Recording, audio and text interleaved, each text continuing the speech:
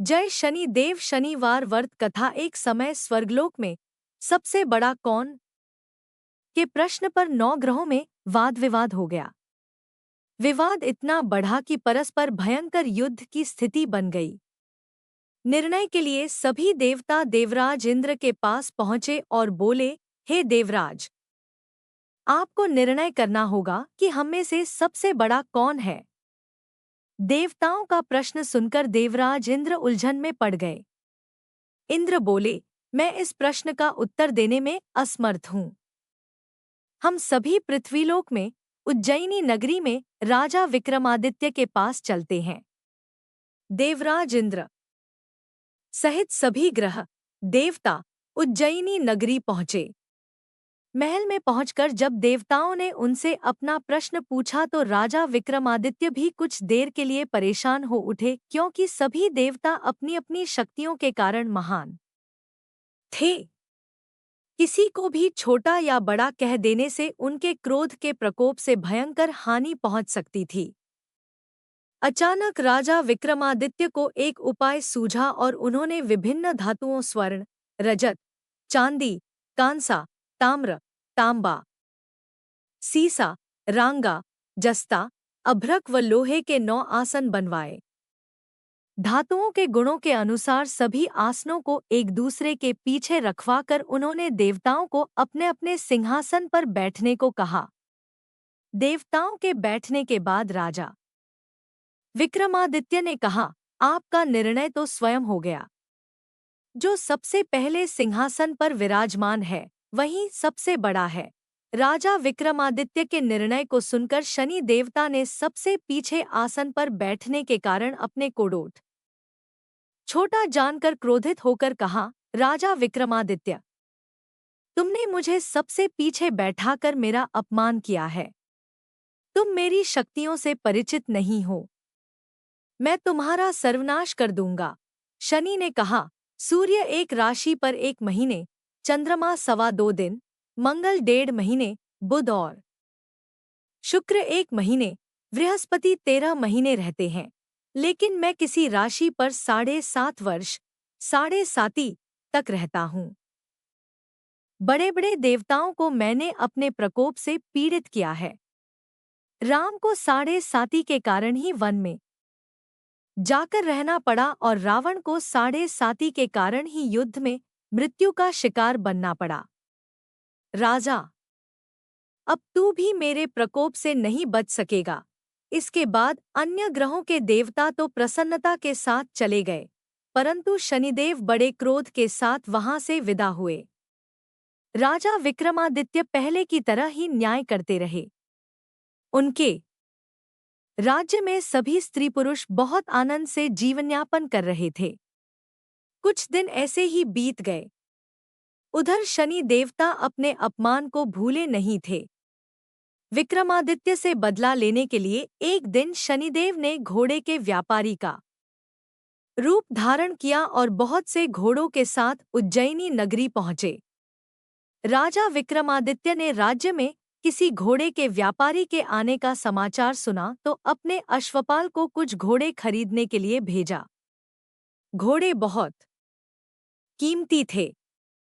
अश्वपाल ने जब वापस लौटकर इस संबंध में बताया तो राजा विक्रमादित्य ने स्वयं आकर एक सुंदर व शक्तिशाली घोड़े को पसंद किया। घोड़े की चाल देखने के लिए राजा उस घोड़े पर सवार हुए तो वह घोड़ा बिजली की गति से दौड़ पड़ा। तेजी से दौड़ता घोड़ा राजा को दूर एक जंगल में ले गया और फिर राजा को वहां गिराकर जंगल में कहीं गायब हो गया। राजा अपने नगर को लौटने के लिए जंगल में भटकने लगा, लेकिन उन्हें लौटने का कोई रास्ता नहीं मिला। राजा को भूख प्यास लगाई। बहुत घूमने पर उसे एक चरवाहा मिला। राजा ने उससे पानी मांगा। पानी पीकर राजा ने उस चरवाहे को अपनी अंगूठी दे दी। फिर उससे रास्ता पूछकर वह जंगल से निकलकर पास के नगर में पहुंचा। राजा ने एक सेठ की दुकान पर बैठकर कुछ देर आराम किया। उस सेठ ने राजा से बातचीत की तो राजा ने उसे बताया कि मैं उज्जयिनी नगरी से आया हूँ। राजा के कुछ देर दुकान पर बैठने से सेठ जी की बहुत बिक्री हुई। सेठ ने राजा को बहुत भाग्यवान समझा और खुश होकर उसे अपने घर भोजन के लिए ले गया। सेठ के घर में सोने का एक हार खूंटी पर लटका हुआ था। राजा को उस कमरे में छोड़कर सेठ कुछ देर के लिए बाहर गया। तभी एक आश्चर्यजनक घटना घटी। राजा के देखते देखते सोने के उस हार को खूंटी निगल गई। सेठ ने कमरे में लौटकर हार को गायब देखा तो चोरी का संदेह राजा पर ही किया, क्योंकि उस कमरे में राजा ही अकेला बैठा था। सेठ ने अपने नौकरों से कहा कि इस परदेसी को रस्सियों से बांधकर नगर के राजा के पास ले चलो। राजा ने विक्रमादित्य से हार के बारे में पूछा तो उसने बताया कि उसके देखते ही देखते खूंटी ने हार को निगल लिया था। इस पर राजा ने क्रोधित होकर चोरी करने के अपराध में विक्रमादित्य के हाथ पांव काटने का आदेश दे दिया। राजा विक्रमादित्य के हाथ पांव काटकर उसे नगर की सड़क पर छोड़ दिया गया। कुछ दिन बाद एक तेली उसे उठाकर अपने घर ले गया और उसे अपने कोल्हू पर बैठा दिया। राजा आवाज देकर बैलों को हाँकता रहता। इस तरह तेली का बैल चलता रहा और राजा को भोजन मिलता रहा। शनि के प्रकोप की 7.5 पूरी होने पर वर्षा ऋतु प्रारंभ हुई। राजा विक्रमादित्य एक रात मेघ मल्हार गा रहा था कि तभी नगर के राजा की लड़की राजकुमारी मोहिनी रथ पर सवार उस तेली के घर के पास से गुजरी। उसने मेघ मल्हार सुना तो उसे बहुत अच्छा लगा और दासी को डोट भेजकर गाने वाले को बुला लाने को कहा। दासी ने लौटकर राजकुमारी को अपंग राजा के बारे में सब कुछ बता दिया। राजकुमारी उसके मेघ मल्हार से बहुत मोहित हुई। अतः उसने सब कुछ जानकर भी अपंग राजा से विवाह करने का निश्चय कर लिया। राजकुमारी ने अपने माता पिता से जब यह बात कही तो वे हैरान रह गए। रानी ने मोहिनी को समझाया, बेटी, तेरे भाग्य में तो किसी राजा की रानी होना लिखा है, फिर तू उस अपंग से विवाह करके अपने पांव पर कुल्हाड़ी क्यों मार रही है? राजकुमारी ने अपनी जिद नहीं छोड़ी। अपनी जिद पूरी कराने के लिए उसने भोजन करना छोड़ दिया और प्राण त्याग देने का निश्चय कर लिया।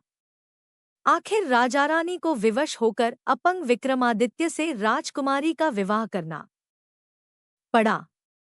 विवाह के बाद राजा विक्रमादित्य और राजकुमारी तेली के घर में रहने लगे।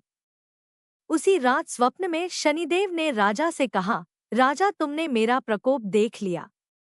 मैंने तुम्हें अपने अपमान का दंड दिया है। राजा ने शनिदेव से क्षमा करने को कहा और प्रार्थना की, हे शनिदेव, आपने जितना दुख मुझे दिया है अन्य किसी को न देना।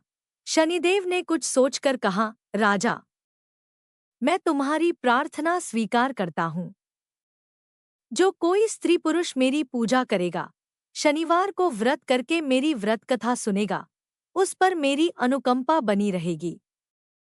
प्रातःकाल राजा विक्रमादित्य की नींद खुली तो अपने हाथ-पांव देखकर राजा को बहुत खुशी हुई। उसने मन ही मन शनिदेव को प्रणाम किया। राजकुमारी भी राजा के हाथ-पांव सही सलामत देखकर आश्चर्य में डूब गई। तब राजा विक्रमादित्य ने अपना परिचय देते हुए शनिदेव के प्रकोप की सारी कहानी सुनाई। सेठ को जब इस बात का पता चला तो दौड़ता हुआ तेली के घर पहुंचा और राजा के चरणों में गिरकर क्षमा मांगने लगा। राजा ने उसे क्षमा कर दिया, क्योंकि यह सब तो शनिदेव के प्रकोप के कारण हुआ था। सेठ राजा को अपने घर ले गया और उसे भोजन कराया। भोजन करते समय वहां एक आश्चर्यजनक घटना घटी। सबके देखते देखते उस खूंटी ने हार उगल दिया।